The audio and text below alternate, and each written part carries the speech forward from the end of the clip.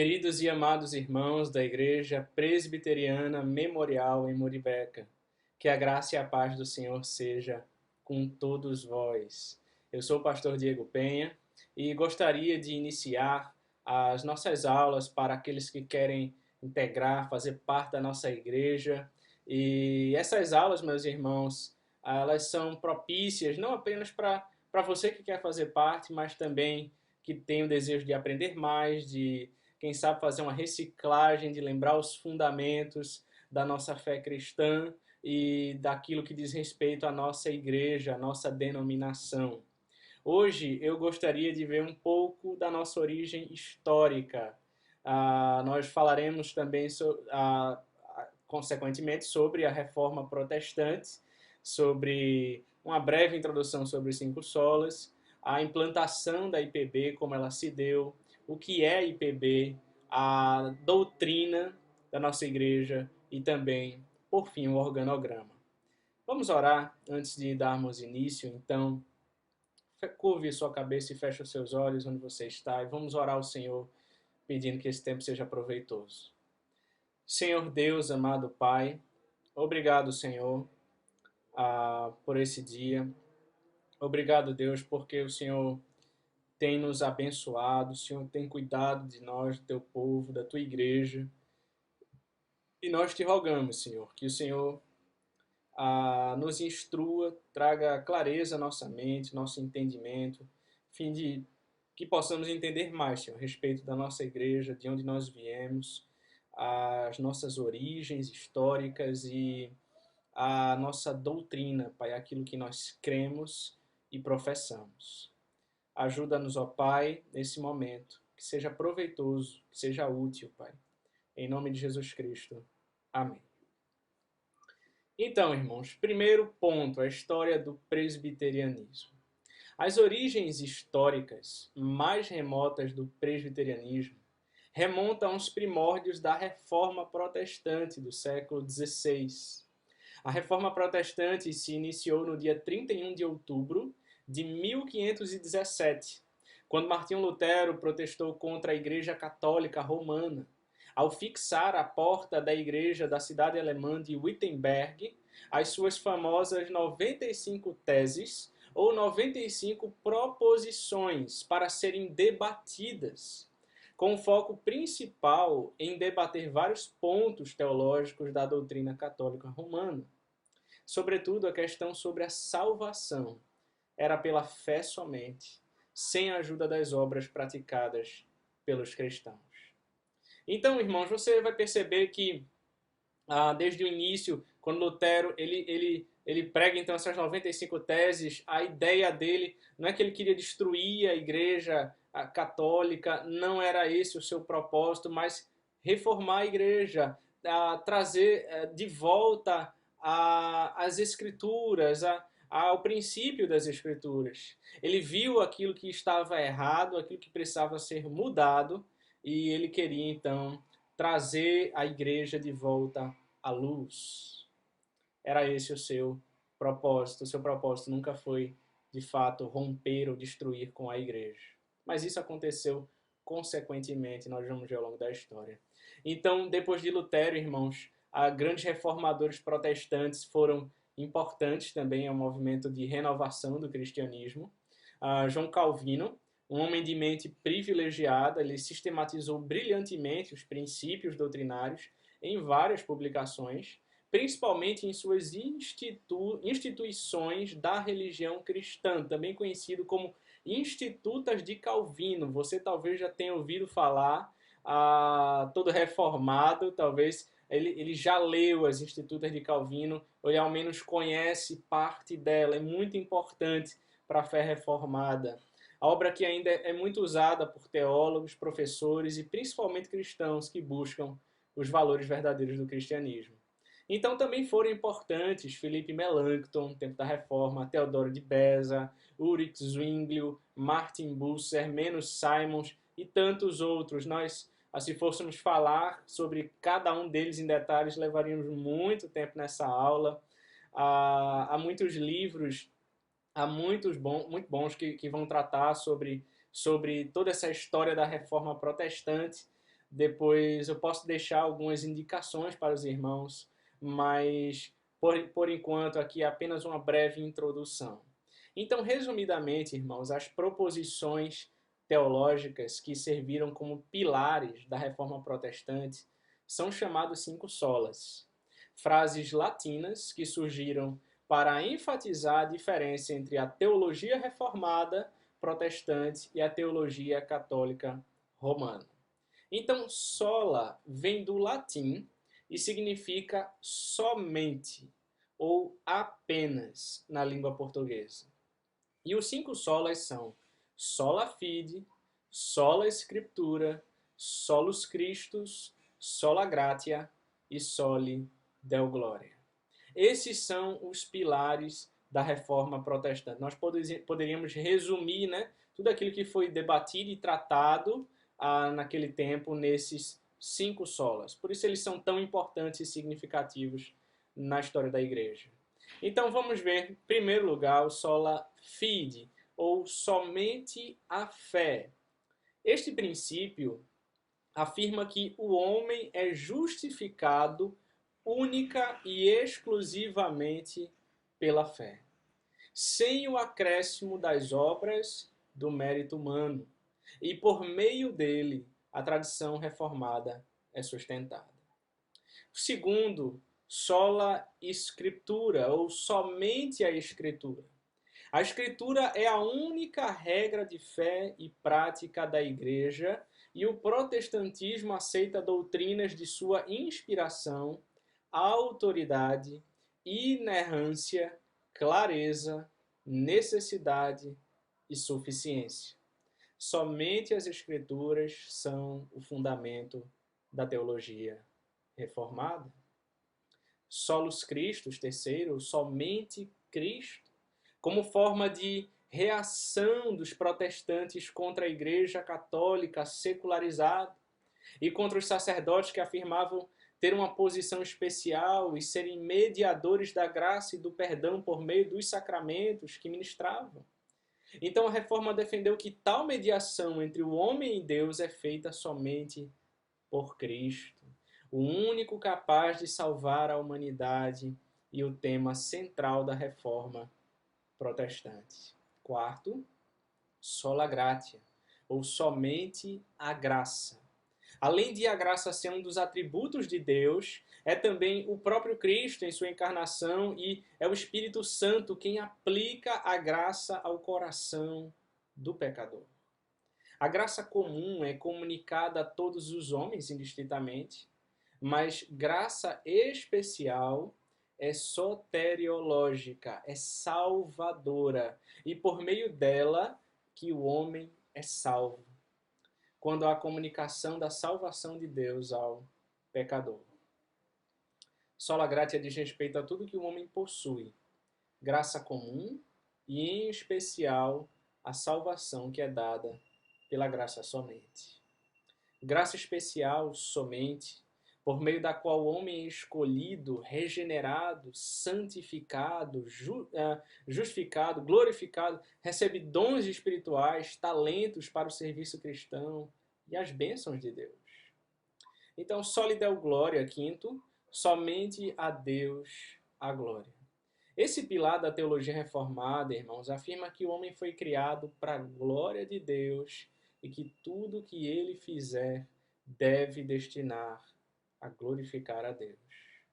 Então, apenas revisando, irmãos, nós vimos a sola fide, somente a fé.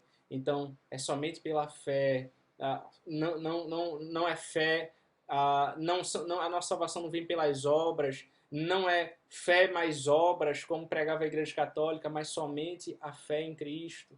Ao sola Escritura, então, somente a Escritura é a única regra de fé e prática. A Igreja Católica ela coloca a Escritura mais a tradição da Igreja. E a tradição da Igreja tem o mesmo peso e autoridade das Escrituras, daí vem tantas heresias. Então, nós cremos, a nossa fé reformada é que somente a Escritura é regra de fé e prática. A solus Christus é somente Cristo, ele é o único mediador, ele é o único salvador, não existe essa ideia do Papa, de um mediador, de um pontífice, de entender, ver outros santos, ou Maria, ou qualquer outro intercessor como um mediador. Não, Cristo somente, somente Ele é o mediador entre Deus e os homens, somente através dele nós temos a salvação. Também o sola gratia, isso é por graça, é somente por graça, porque nós somos completamente imerecedores, irmãos, somos pecadores e falhos, incapazes de nos achegar a Deus.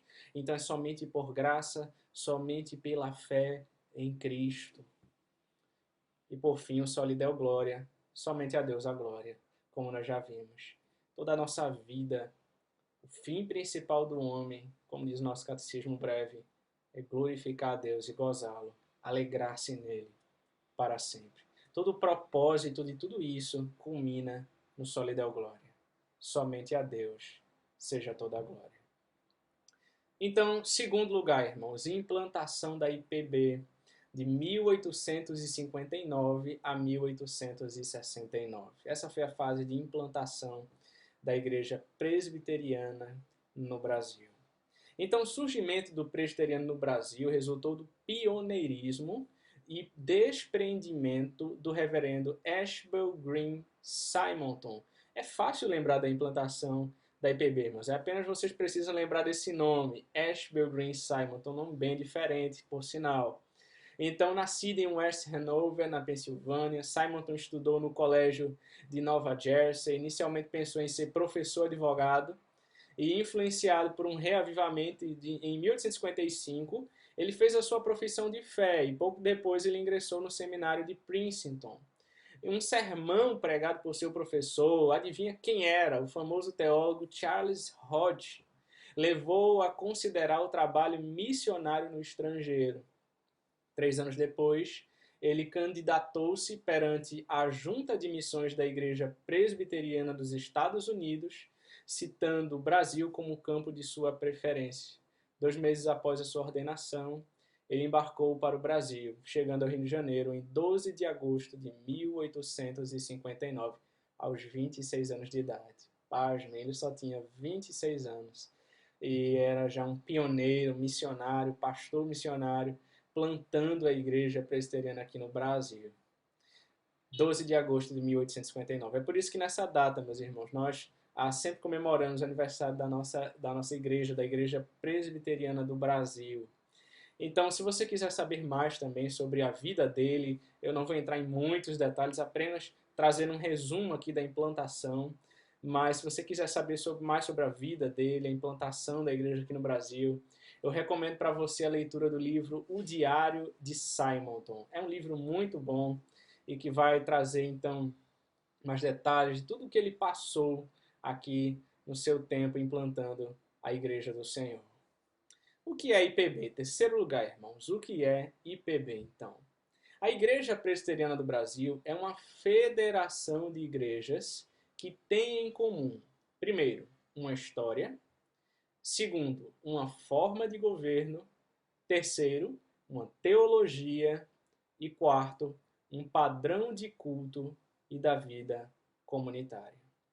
Historicamente, a IPB pertence à família das igrejas reformadas ao redor do mundo, tendo surgido no Brasil em 1859, como falamos, como fruto do trabalho missionário da Igreja Presbiteriana dos Estados Unidos, através do reverendo Ashbel Green Simonton. Então vamos falar em quarto lugar sobre doutrina. Os símbolos de fé, irmãos, oficiais da Igreja Presbiteriana do Brasil são a Confissão de Fé de Westminster, o Catecismo Breve de Westminster e o Catecismo Maior de Westminster. São esses três. Ora, pastor, por que isso? Qual a necessidade desses documentos? Eu não posso ficar só com a Bíblia Sagrada? Talvez você venha se perguntar. O grande problema e perigo na história da igreja, irmãos, é que cada um começou a interpretar a Bíblia da maneira que bem entendia. E começou a surgir coisas estranhas no meio da igreja, que não foram ordenadas por Deus em sua palavra.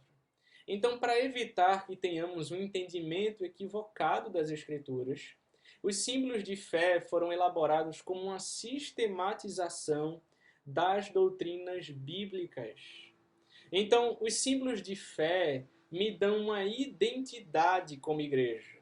Essa é a minha confissão bíblica. É assim que eu interpreto, que eu entendo as Escrituras. Nós temos um padrão.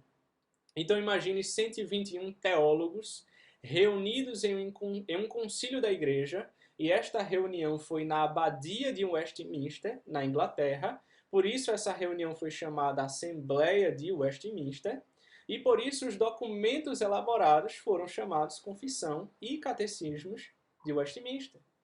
Agora imagine 121 pastores, doutores, dos mais renomados, em assembleia que durou de 1643 até 1649, ou seja, levou anos elaborando esses documentos com base nas Sagradas Escrituras, como que dizendo, é assim que nós cremos. Então vem alguém hoje, por exemplo, na internet, fala uma besteira qualquer e você rejeita toda a história da igreja, homens de Deus espalhados em toda a parte do mundo, para ouvir aquele indivíduo que veio com algo novo. Outra coisa importante, irmãos, a se destacar, por exemplo, irmãos, é que quando um pastor presbiteriano ele começa a inventar coisa na igreja que Deus não ordenou, em sua palavra, ele está sendo infiel, primeiro, a Deus, segundo, a sua denominação e os símbolos de fé que subscreveu no dia que ele foi ordenado, e terceiro, ao seu rebanho, pois ele estará conduzindo todo o rebanho ao erro.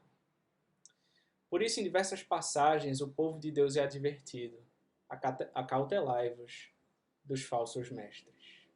Tomem cuidado, sejam crentes bereanos, examinem, analisem as Escrituras. Jesus Cristo disse: errais, não conhecendo as Escrituras, nem o poder de Deus. Mateus 22, 29.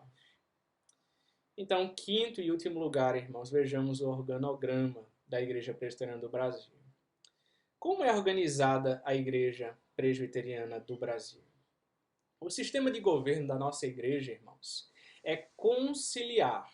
Isso significa que não existe um papa, não existe um ditador, o pastor da igreja não manda e desmanda conforme ele quer, as decisões são tomadas em concílios. E você pode imaginar aqui uma escadinha, onde nós temos os conselhos das igrejas, os presbitérios, os sínodos e o Supremo Concílio. Então vejamos, o conselho da igreja é o primeiro concílio. Ele é formado pelos pastores e presbíteros daquela igreja. Eles terão a responsabilidade de administrar, supervisionar, tomar as decisões com respeito à igreja, admoestar, afastar, disciplinar e até mesmo excluir um membro quando necessário. Isso acontece com lágrimas nos olhos, com tristeza no coração, mas em fidelidade ao Senhor da igreja. Então veja, o pastor não decide nada sozinho. As questões são levadas ao conselho da igreja e, juntamente com os presbíteros, eles tomam uma decisão. Isso é bíblico, irmãos. E isso é saudável para a vida da igreja, pois as decisões não dependem de um único homem, visto que homens podem falhar. O segundo concílio da IPB são os presbitérios. Um presbitério nada mais é do que um conjunto de igrejas presbiterianas de uma determinada região. Então ali haverá pastores e presbíteros representando cada igreja do presbitério para tomar decisões, prestar contas, ordenar e designar pastores, julgar os atos dos conselhos, podendo aprová-los ou não. O terceiro concílio são os sínodos. E este diz respeito a um grupo de presbitérios. O sínodo vai avaliar os atos daqueles presbitérios. O quarto concílio é o Supremo Concílio. E este reúne os representantes de todos os sínodos. Este é o último concílio da Igreja Presbiteriana do Brasil. E o ciclo se repete em cada um deles, irmãos. É um prestando contas ao outro e julgando cada ato das igrejas. Então nós temos os conselhos das igrejas locais, nós temos os presbitérios, Nós temos os sínodos e nós temos o Supremo Concílio lá em cima. Então veja, a nossa igreja é muito organizada, irmãos. Não fazemos as coisas como bem entendemos, nós prestamos contas. Louvado seja Deus por isso. Os conselhos das igrejas se reúnem com mais frequência, sempre que necessário. Os presbitérios se reúnem todos os anos. Os sínodos se reúnem a cada 2 anos. E o Supremo Concílio se reúne a cada 4 anos. Quando os concílios erram, eles podem ser repreendidos, interditados ou até mesmo dissolvidos. Pois o nosso desejo é ser fiel a Deus, é imitar o exemplo de Cristo e conduzir o rebanho conforme Deus nos ordenou em sua santa palavra. Amém, meus irmãos. Vamos orar então. Senhor Deus, amado Pai, obrigado pela sua palavra, obrigado por essa aula, Senhor, por podermos aprender um pouco mais da nossa igreja, da nossa história, da nossa doutrina, do nosso sistema de governo, Pai. Obrigado, Senhor. Nos ajude, Pai, a sermos fiéis a Ti. Em nome de Cristo nós oramos. Amém. Que Deus te abençoe, meu querido irmão.